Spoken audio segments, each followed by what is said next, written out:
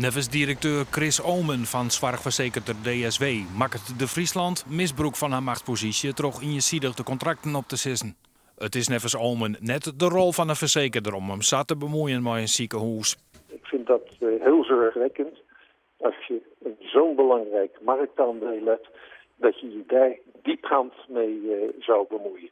En ik zou haast zeggen, dat is wat mij betreft een reden waar de mededingingsautoriteit zeer goed naar zou moeten kijken, omdat het al of niet versluierd misbruik maken van marktmacht, dat vind ik een hele ernstige zaak. De Friesland is wel de grootste speler vanzelf, het is ook de grootste verzekeraar. En vandaar dat zij dus ook de verplichting hebben om voor te zorgen dat hier de zorg goed regelen wordt. En dus wat dat betreft, ik wil net zeggen dat het een machtspulsje is, beslist net. Maar ze zijn wel degene die het heft in handen hebben kunnen. De gemeente Dongeradeel had ook kritiek op de Friesland. Ik denk dat het een beetje te voorbarig is om nou te zeggen van we gaan een contracten opzetten. Want dat maakt het wel weer een heel soort onreist hier onder de bevolking. En ze hebben ook correcte voeten onder het gat. Er is vertrouwen in de Sionsberg. Kwaliteit is goed.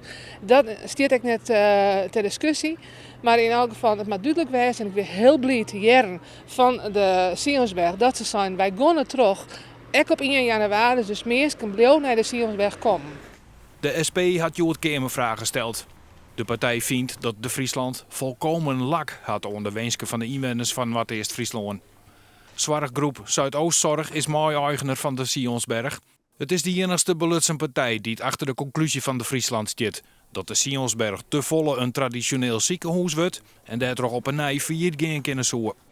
Als Zuid of hoe die club ook heet zegt ja, ik wil niet samenwerken meer met die andere partijen. Dan moeten ze dat zelf weten.